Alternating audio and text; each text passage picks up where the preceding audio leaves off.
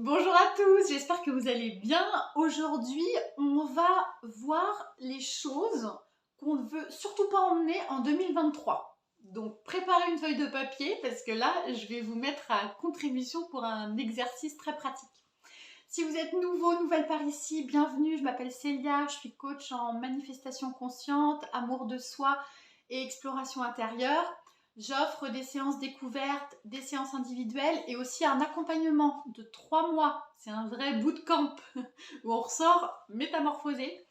Amour, joie et basta. Mon accompagnement est à moitié prix jusqu'au 31 décembre 2022.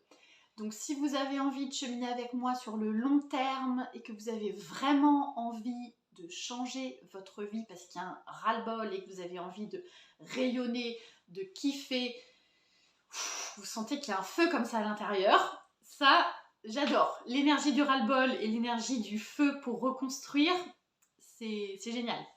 Donc n'hésitez pas à m'envoyer un email, à prendre contact avec moi. J'adore vous rencontrer et voilà, et échanger avec vous. Alors, aujourd'hui, pourquoi est-ce que je vous ai demandé de prendre une feuille de papier et un stylo? En fait, vous allez faire la liste de toutes les choses que vous n'avez pas envie d'amener avec vous en 2023. Parce que c'est bientôt la fin de l'année, on se rapproche et de Noël et du passage à la nouvelle année. Donc, c'est quoi les choses? Ça peut être des choses très concrètes, des activités, des personnes, des relations, je sais pas, et des choses un peu moins concrètes comme une manière de fonctionner que là vous en pouvez plus chez vous parce que ça vous... En fait, c'est en train de vous saper le moral, de vous savonner la planche et de ne pas vous faire du bien. Et ça, c'est une habitude que vous n'avez plus envie d'emmener en 2023. Donc vous pouvez lister. En fait, c'est toutes les choses où vous vous dites ça, stop, j'en ai marre. J'en ai marre parce que ça ne me fait pas du bien. C'est plus ce que j'ai envie d'expérimenter. Donc ça, vous le notez sur une feuille. Vous pouvez prendre le temps, mettre pause sur la vidéo et vraiment prendre le temps de lister toutes les petites choses aux plus grandes choses que vous voulez plus emmener pour la nouvelle année.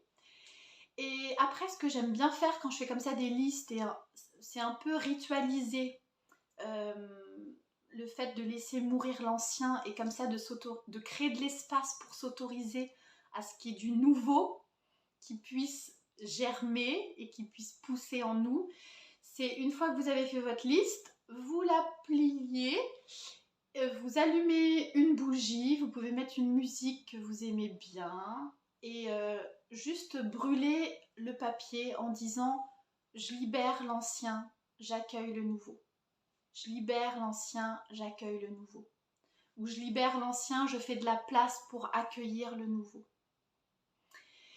Et vous allez me dire, oui, mais si j'ai pas de nouveau, eh ben, si vous n'avez pas d'idée de nouveau, c'est pas grave.